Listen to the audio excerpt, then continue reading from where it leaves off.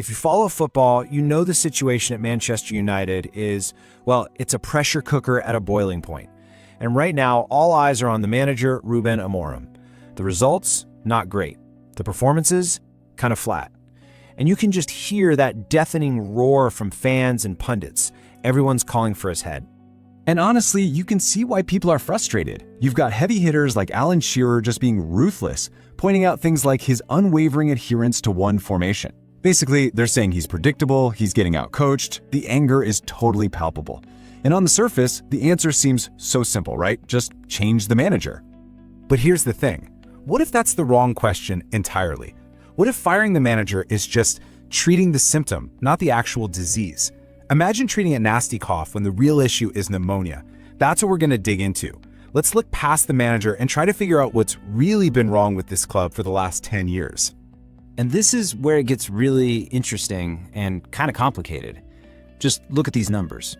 At his last gig with Sporting CP, Ruben Amorim was a certified winner. 4 trophies and an insane 2.29 points per match. Now look at United. It's cratered to 1.35. A manager doesn't just suddenly forget how to coach. Something else is going on here. This points to a problem with the environment at the club. So let's talk about that environment. This is not a new problem.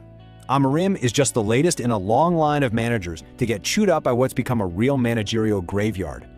This dysfunction goes back a long, long time. This timeline right here, it just says it all, doesn't it? Ever since the legendary Sir Alex Ferguson left in 2013, it's just been a revolving door. Moyes, Van Gaal, Mourinho, Solskjaer, and now Amorim.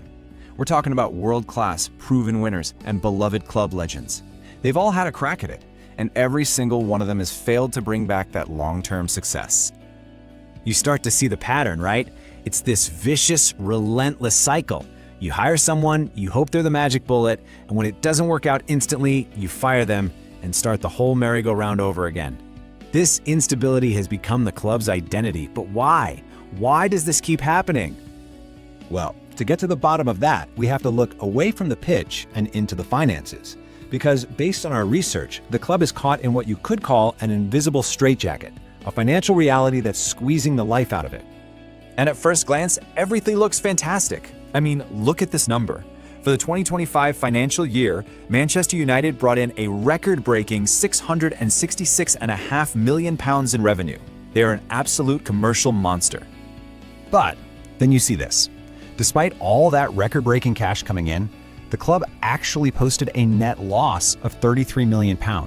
So you have to ask, how on earth is that possible? Where is all that money going? Well, here's your answer, and it's an absolutely staggering number. Over £1 billion.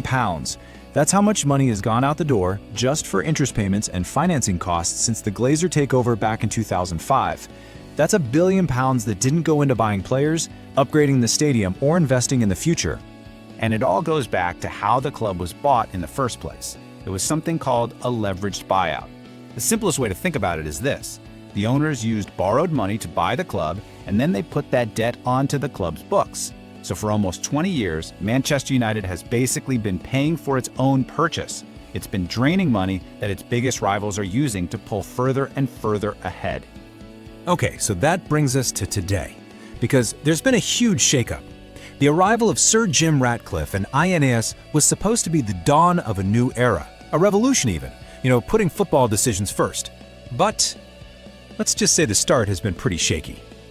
And look, on paper, they made all the right moves. INEOS took over the football side of things and brought in what looked like an absolute dream team. You've got Omar Barada, poached from Manchester City to be the new CEO. You've got specialists like Jason Wilcox and Dan Ashworth to build a proper, modern football structure. This was supposed to be the blueprint. But then reality bites, and it bites hard. Dan Ashworth, the guy they brought in to be the main architect of this whole rebuild, was gone in just 5 months, sacked. Reports talk about a huge fallout, a power battle. It's a massive red flag that shows serious friction happening behind the scenes, right at the very top. And this really gets to the core of it. It proves that this revolution is anything but a smooth ride. It seems even this new, highly respected leadership is already struggling with the intense pressure and the internal politics. And that's exactly the kind of instability that kills a rebuild before it can even start. So, okay, if the problems run this deep, what on earth is the solution? Is there a way out? Well, the good news is yes. Based on our research, there are actually some really clear blueprints from other top clubs in Europe that show a way forward. You can learn a ton just by looking around. You've got clubs like Man City and RB Leipzig, which show the incredible power of having one single aligned vision from top to bottom. Then you look at a giant like AC Milan. They clawed their way back from financial trouble by being incredibly smart and disciplined with their player recruitment. And then there's a comeback story like Rangers, who rebuild from absolute rock bottom by getting back to their core identity. So for Manchester United, the answer probably isn't just copying one of these, it's about creating a hybrid solution. First, you need that Man City-style structure, where everyone is on the same page, from the boardroom to the pitch. Second, with that structure in place, you can finally implement AC Milan's smart, data-driven approach to buying players. No more expensive panic buys.